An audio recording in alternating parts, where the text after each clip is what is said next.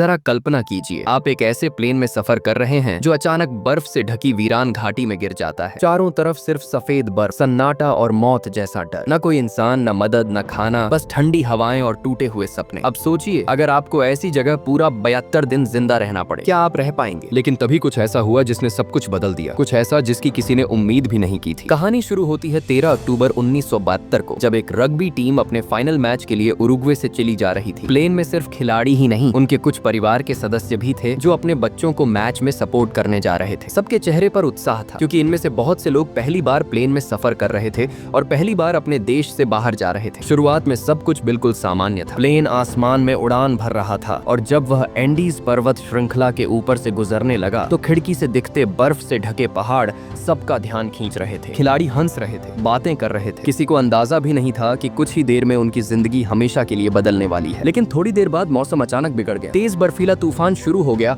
और प्लेन तेजी से झटके खाने लगा। अंदर बैठे यात्रियों में घबराहट फैल गई। तभी एक यात्री बोला, शायद यह सामान्य टर्बुलेंस है, कोई खतरे की बात नहीं। लेकिन जैसे जैसे प्लेन आगे बढ़ रहा था, टर्बुलेंस और भी तेज होता गया। सामान ऊपर से गिरने लगा, लोग चीखने लगे और पायलट्स प्लेन को संभालने की पूरी कोशिश करने लगे। कुछ ही सेकंडों में हालात काबू से बाहर हो गए। प्लेन सीधा पहाड़ों की तरफ बढ़ रहा था और फिर एक जोरदार धमाका। प्लेन पहाड़ से टकरा गया और टक्कर इतनी भयानक थी कि वह दो हिस्सों में बंट गया। पीछे का हिस्सा हवा में उड़कर गायब हो गया और आगे का हिस्सा बर्फ की एक बड़ी चट्टान से रगड़ते हुए जा टकराया। टक्कर इतनी तेज थी कि प्लेन की सीटें एक दूसरे के ऊपर चिपक गईं। कई लोग वहीं दबकर मर गए। बचा हुआ हर इंसान हैरान, घायल और सदमे में था। प्लेन में कुल 45 लोग सवार थे, जिनमें से 18 की मौके पर मौत हो गई और सिर्फ 27 लोग जिंदा बचे। अब रात हो चुकी थी। बाहर का तापमान इतनी तेजी से गिर रहा था कि सांस लेना भी मुश्किल हो गया था। जिंदा बचे लोगों ने जैसे तैसे खुद को और दूसरों को संभाला। उन्होंने प्लेन के टूटे हिस्सों को जोड़कर ठंडी हवा के रास्ते बंद किए। कुछ लोगों ने डेड बॉडीज तक का इस्तेमाल कर उन जगहों को ढका ताकि बर्फीली हवा अंदर न आ सके। सब एक दूसरे से चिपक कर बैठे रहे, क्योंकि यही उन्हें ठंड से बचाने का एकमात्र तरीका था। रात किसी तरह गुजरी, लेकिन जब सुबह हुई तो उन्होंने देखा कि 4-5 और लोग ठंड की वजह से मर चुके थे। हालांकि एक राहत थी, अब तूफान थम चुका था और आसमान साफ था। सब लोग बाहर निकले, लेकिन जहाँ तक नजर जाती बस सफेद बर्फ ही बर्फ थी। न कोई घर, न पेड़, न जानवर, बस एक सफेद कैदखाना। उन्होंने सबसे पहले प्लेन की सीटें बाहर निकाली ताकि अंदर सोने की जगह बनाई जा सके। घायल लोगों को धूप में लिटाया ताकि उनके शरीर को थोड़ी गर्मी मिले। पानी की समस्या हल करने के लिए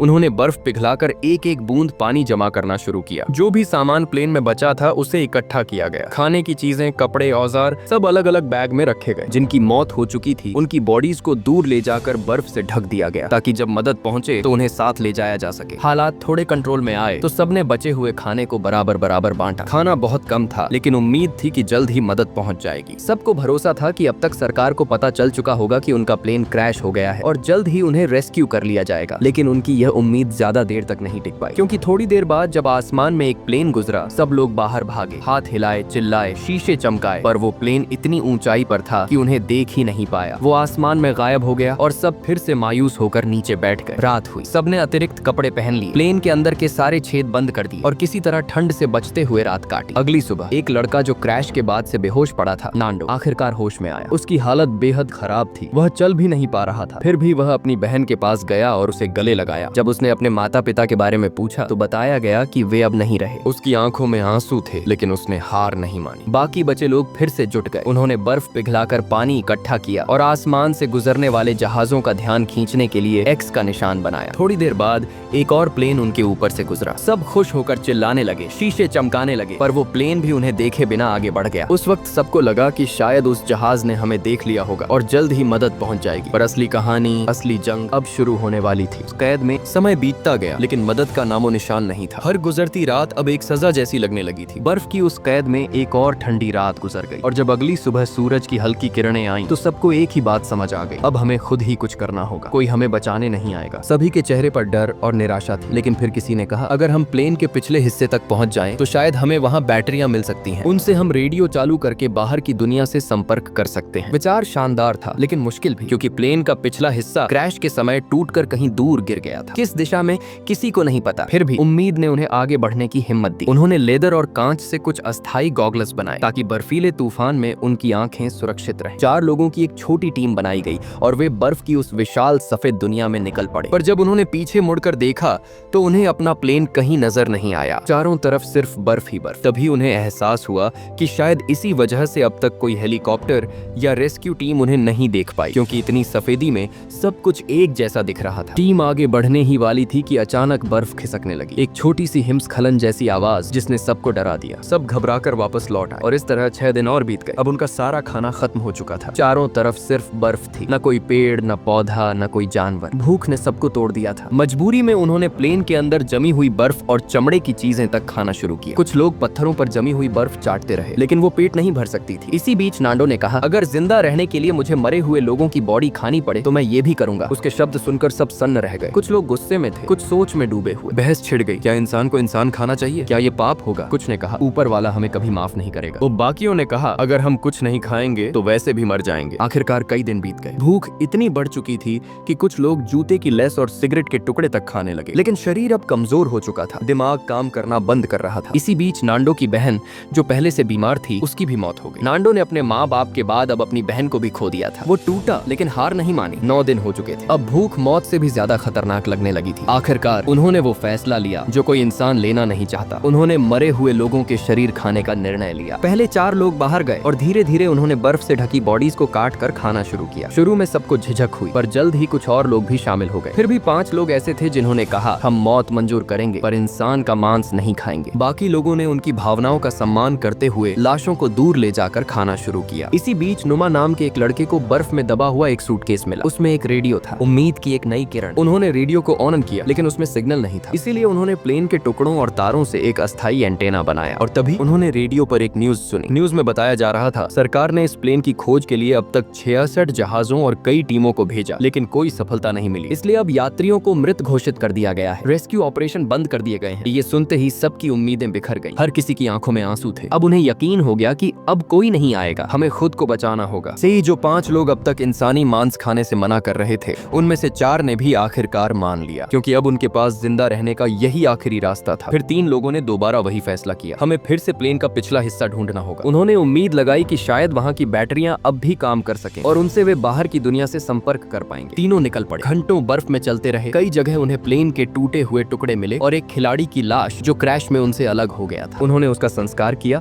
और फिर चढ़ाई जारी रखी, लेकिन अब उनका शरीर जवाब दे रहा था। ठंडी हवाएं इतनी तेज थीं कि सांस लेना मुश्किल हो गया था। आखिरकार रात हो गई और उन्होंने एक चट्टान की आड़ में छिपकर रात बिताने का फैसला किया। सुबह जब आंख खुली तो तीनों बर्फ से ढके पड़े थे। एक की आंखें जम चुकी थीं, बाकी 2 के पैर सुन्न हो चुके थे। अब वे आगे नहीं बढ़ सकते थे। मजबूरी में वे लोहे की एक शील्ड पर बैठकर पहाड़ से नीचे फिसल गए। जब वे लौटे तो सब निराश हो गए, क्योंकि वो बैटरियां नहीं मिल सकी। अब जो आखिरी आदमी इंसानी मांस खाने से मना कर रहा था, वो भी आखिरकार टूट गया। उसने भी मांस खाया और अपनी किस्मत को कोसता हुआ सो गया। समय बीतता गया। अब तक 17 दिन हो चुके थे, लेकिन किस्मत ने उन्हें फिर एक और परीक्षा दी। 5 दिनों से लगातार बर्फीले तूफान चल रहे थे। सब लोग ठंड से बचने के लिए प्लेन के अंदर छिपे हुए थे कि तभी एक विशाल हिमस्खलन एवलांच आया और पूरा प्लेन बर्फ में दब गया। कई लोग अंदर ही दब गए। बचे हुए लोगों ने हिम्मत दिखाई, अपने नाखूनों और हाथों से बर्फ खोदनी शुरू की और धीरे धीरे सबको बाहर निकाला। लेकिन एक लड़की बहुत नीचे तक दब चुकी थी। उसकी वहीं दम घुटने से मौत हो गई। सबका हौसला टूट गया था। वे अभी इस हादसे से संभल भी नहीं पाए थे कि बाहर से फिर वही गड़गड़ाहट सुनाई दी। एक और तूफान पहले से भी ज्यादा ताकतवर उनकी तरफ बढ़ रहा था। एक फिर अचानक वो सब फिर से बर्फ में दब गए। ये तूफान पहले से कहीं ज्यादा खतरनाक था। कुछ ही मिनटों में पूरा प्लेन बर्फ से भर गया। लोग चिल्ला रहे थे, हवा बंद हो गई थी और कई लोग वहीं दम घुटने से मर गए। अंदर बचे हुए लोगों के पास अब कोई रास्ता नहीं बचा था। हर तरफ बस सफेद मौत पसरी थी। तभी एक शख्स ने हिम्मत दिखाते हुए प्लेन की छत में एक छेद बनाया ताकि थोड़ा ऑक्सीजन अंदर आ सके और बाकी सबकी जान बच सके। सबने हाथ जोड़ लिए। बस एक ही दुआ थी, अब ऊपर से और बर्फ मत गिरना, वरना हम सब यहीं दब जाएंगे। कई घंटों तक वो लोग ठिठक कर बैठे रहे। फिर धीरे धीरे हालात थोड़े सामान्य हुए। उन्होंने 8 डेड बॉडीज को एक कोने में इकट्ठा किया। अब तक उन्हें यहाँ 18 दिन हो चुके थे और भूख ने सबको तोड़ दिया था। जिंदा रहने का बस एक रास्ता था, वो जो वो पहले भी अपना चुके थे, मरे हुए साथियों का मांस खाना। लेकिन इस बार दर्द ज्यादा था, क्योंकि ये लाशें अब उनके सबसे करीबी लोगों की थीं। नुमा, वो लड़का जिसने पहले भी सबको उम्मीद दी थी, अब टूटने लगा। वो बेकाबू होकर रोने लगा। फिर गुस्से में उसने प्लेन की खिड़की तोड़ डाली। कांच का एक टुकड़ा उसके पैर में जा घुसा। खून बह रहा था, पर वो रुका नहीं। वो बर्फ में छेद बनाता रहा 2 दिन तक लगातार। आखिरकार 2 दिन की लगातार कोशिशों के बाद वो लोग बर्फ में ऊपर तक एक रास्ता बना पाए। जब वे बाहर निकले तो ऐसा लगा जैसे वे मौत की जेल से आजाद हो गए हों। सूरज की रोशनी ने उनके चेहरों पर फिर से जिंदगी ला दी। सबने बर्फ हटाकर प्लेन को बाहर निकाला। नुमा को अब भी पैर में चोट थी, लेकिन ठंडी बर्फ ने उसके जख्म को सुन्न कर दिया था, इसलिए उसे दर्द का एहसास ही नहीं हुआ। अब मौसम थोड़ा साफ था तो सबने सोचा कि क्यों ना फिर से प्लेन के पिछले हिस्से को ढूंढने की कोशिश की जाए, लेकिन सवाल था इन बर्फीली रातों में कैसे जिंदा रहेंगे। तो उन्होंने फैसला किया गर्मी आने तक इंतजार करेंगे ताकि चढ़ाई आसान हो सके। दिन गुजरते गए और देखते ही देखते 34 दिन हो चुके थे। अब मौसम पहले से बेहतर था, पर कई लोग अब भी बीमार थे। उसी दौरान एक और झटका लगा, उनका एक साथी भूख से मर गया। सबने उसे बर्फ में दफनाया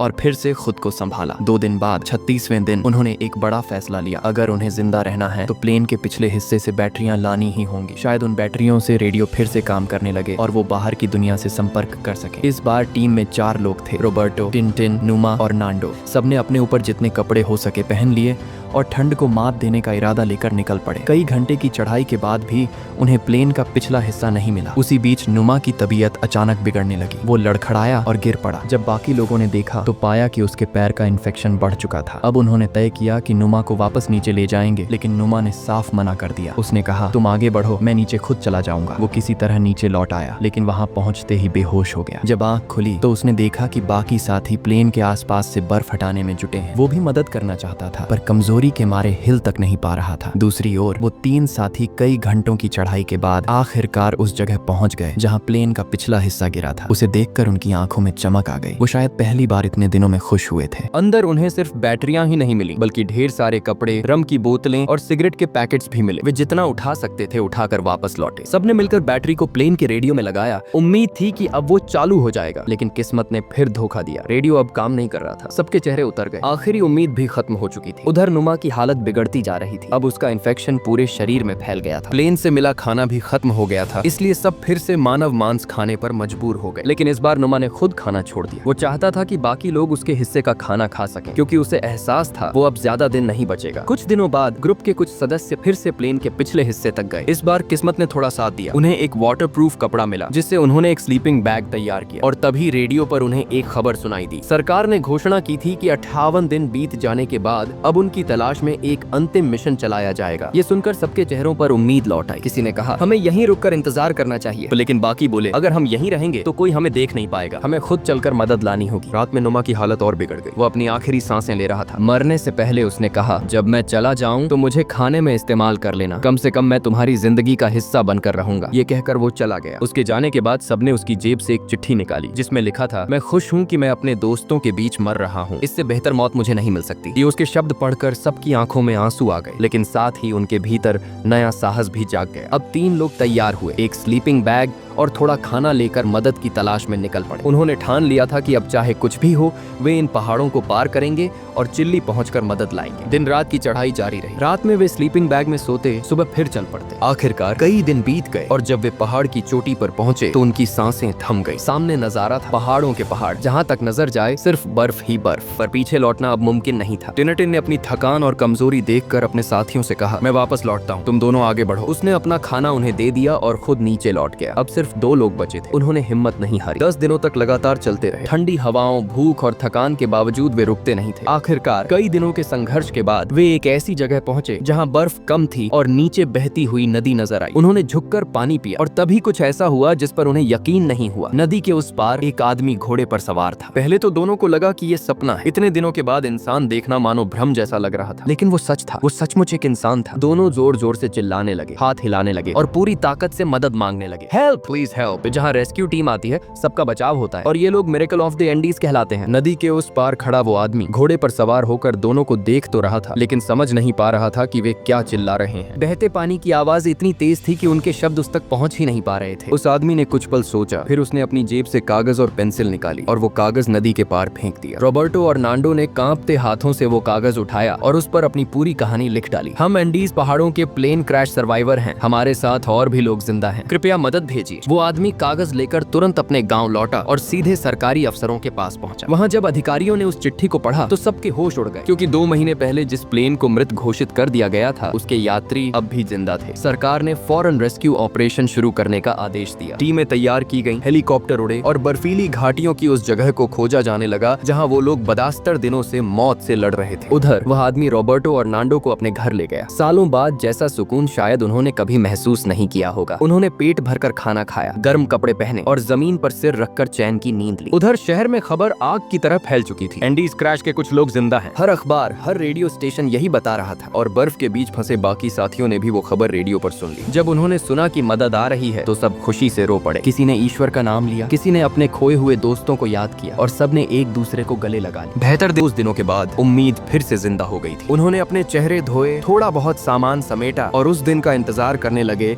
जिसे उन्होंने अब तक बस एक सपना समझा था। और फिर हेलीकॉप्टरों की आवाज गूंजी। बर्फ पर घूमते ब्लेड्स की गड़गड़ाहट उन्हें अपने असली घर वापसी की निशानी लगी। रेस्क्यू टीम रॉबर्टो और नांडो की मदद से सीधे उस स्थान पर पहुंची जहां वो लोग 72 दिनों से जिंदा रहने की कोशिश कर रहे थे। एक एक करके उन्हें बाहर निकाला गया। कुछ चल पा रहे थे, कुछ स्ट्रेचर पर थे, लेकिन सबके चेहरों पर सिर्फ जिंदा होने की चमक थी। उन्हें हेलीकॉप्टर से शहर लाया गया जहां उनका स्वागत किसी हीरो की तरह हुआ। परिवार के लोग उन्हें गले लगाकर रो पड़े। रिपोर्टर्स हर जगह मौजूद थे, लेकिन मन अब भी जिंदा था। वो एक दूसरे को सहारा देते हुए नहाते और रात में अलग बिस्तरों पर सोने की बजाय फिर एक साथ लेट गए, क्योंकि अब उन्हें अकेलेपन से डर लगता था। धीरे धीरे सब कुछ सामान्य होने लगा, लेकिन वो 72 दिन उनके जीवन में हमेशा के लिए अंकित रह गए। अंत में हमने जाना उस प्लेन में कुल 45 लोग सवार थे और उनमें से सिर्फ 16 लोग ही जिंदा लौट पाए। ये वही लोग थे जिन्होंने मौत, ठंड, भूख और निराशा हर चीज को मात दी थी। और उनकी सच्ची कहानी पर बनी ये फिल्म एक ही बात सिखाती है, कभी उम्मीद मत छोड़ो, क्योंकि जब इंसान हार मान लेता है तभी असली मौत होती है। धीमा संगीत बजता है, कैमरा सफेद बर्फ पर से ऊपर उठता है।